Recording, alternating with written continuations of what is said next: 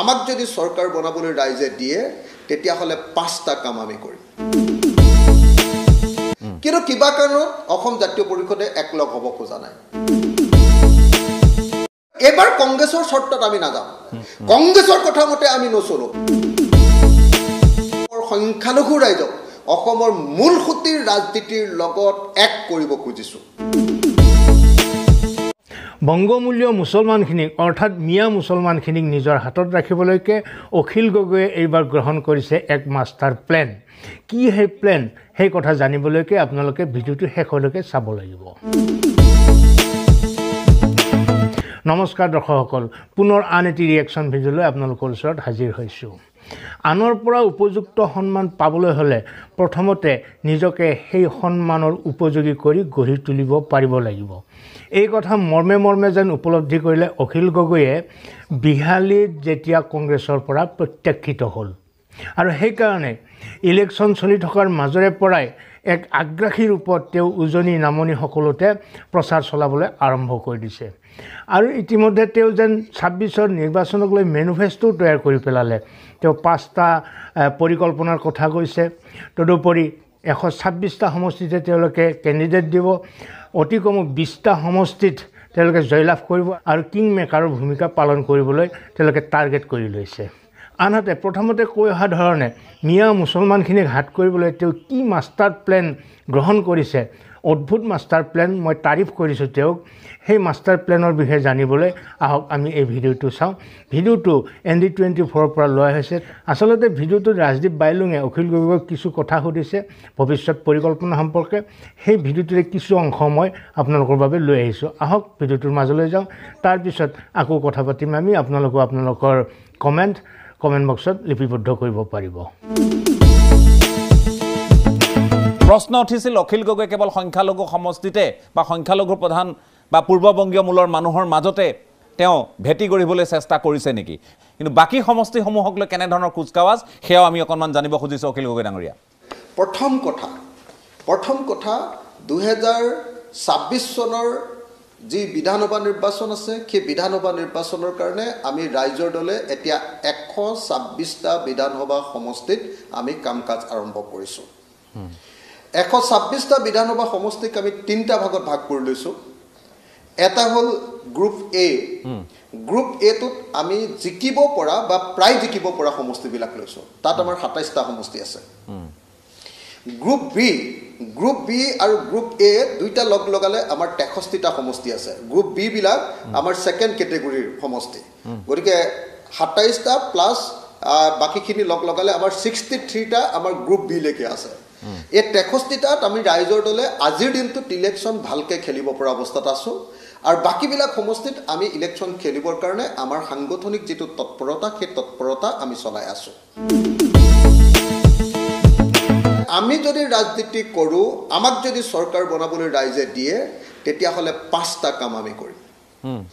এক নম্বৰ কাম আমি 5 বছৰৰ ভিতৰত অসমৰ প্ৰত্যেক ডৰা পথাৰত পানী দিম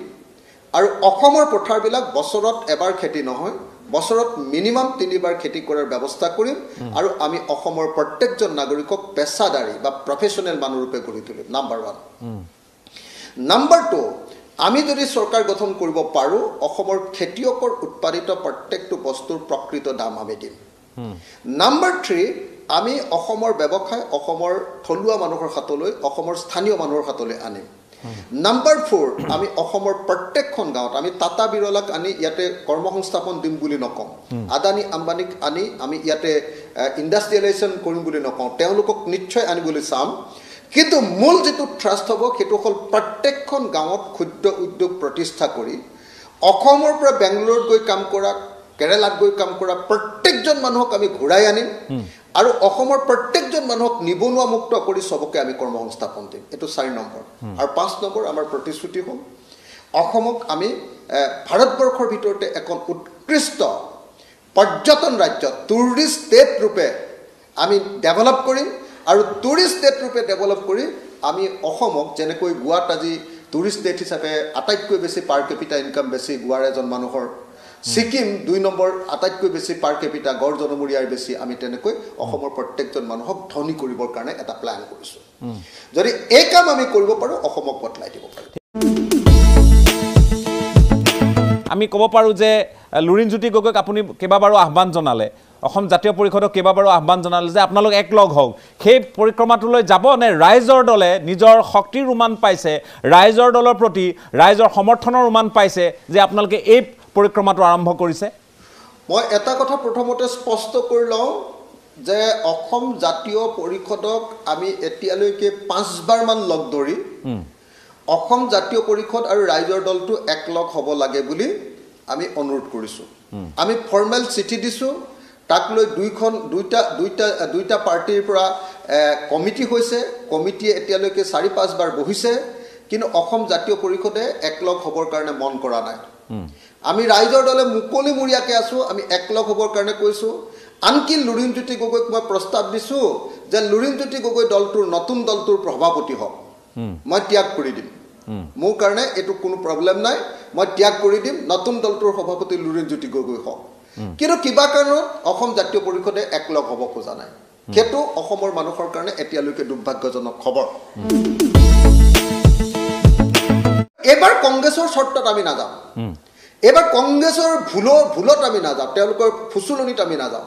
এইবাৰ কংক্ৰিট কথা পাতিহে আমি তেওঁলোকৰ লগত কথা পাতিম যে তোমালোকে কিমানটা চিটত খেলিবা কোৱা। আৰু আটাইতকৈ ডাঙৰ কথা, কংগ্ৰেছৰ লগত কিছুমান বুদ্ধিজীৱী থাকে, বহুত বামপন্থী বুদ্ধিজীৱীও থাকে, তেওঁলোকে প্ৰকৃত চিত্ৰখন বুজি নাপায়, তেওঁলোকে ভিতৰৰ কথাবিলাক বুজিবলৈ যত্ন নকৰে, তেওঁলোকে কেৱল কংগ্ৰেছক সমৰ্থন দিবলৈ বিজেপিক যদি আঁতৰাব লাগে, ডাঙৰ দল কংগ্ৰেছ, যদি কংগ্ৰেছে যি কয় তাকে শুনিব লাগে। যদি কংগ্ৰেছ দলে যি কয় তাকে আমি শুনো, তেতিয়াহ'লে এতিয়া বিজেপি দলে যি কয় তাকে এতিয়া এজিপিয়ে শুনাৰ দৰে হ'ব। তেনেকুৱা ধৰণৰ আঞ্চলিকতাবাদৰ অসমত কোনো প্ৰয়োজন নাই। আমি এনেকুৱা আঞ্চলিক শক্তি প্ৰতিষ্ঠা কৰিব খুজিছোঁ যাৰ কথা মতে দিল্লী চলিব লাগিব। দিল্লীৰ কথা মতে আমাৰ আঞ্চলিক শক্তি নচলে, কংগ্ৰেছৰ কথা মতে আমি নচলোঁ। কংগ্ৰেছে অসমৰ স্বাৰ্থৰ বিপৰীতে যদি যায়, যদি কংগ্ৰেছে দুৰ্নীতি কৰে, তেতিয়াহ'লে আমি ৰঙা চকু দেখুৱাবলৈ আমাৰ সাহস থাকিব লাগে।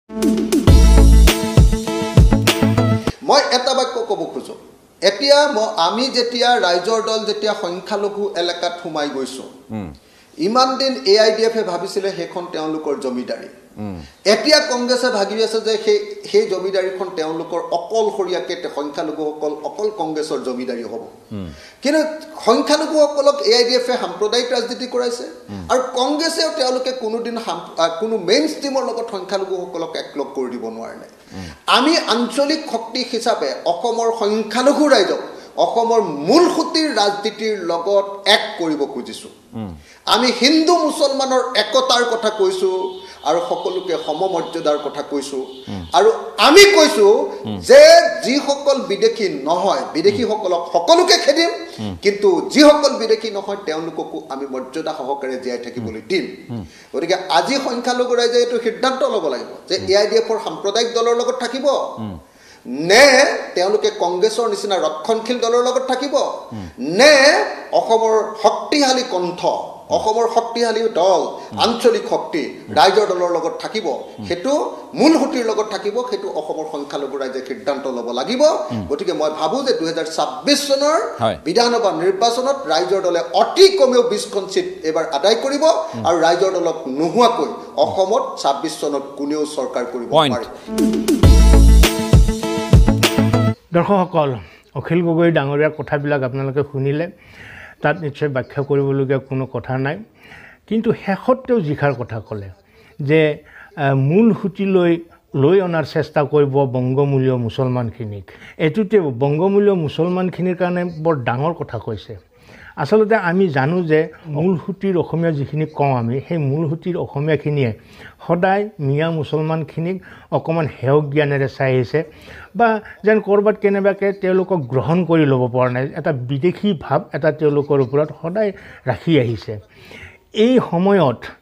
অখিল গগৈৰ এইষাৰ কথা অতিকৈ তাৎপৰ্যপূৰ্ণ আৰু গুৰুত্বপূৰ্ণ মিয়া মুছলমানখিনিৰ কাৰণে। অখিল গগৈয়ে আহ্বান জনাইছে যে আঞ্চলিক দলে যেতিয়া তেওঁলোকক মূল সুঁতিৰ অসমীয়া বুলি আদৰি ল'ব, তেতিয়া আৰু কোনেও তেওঁলোকক হেয়ক জ্ঞান কৰাৰ কোনো প্ৰশ্ন নাহিব।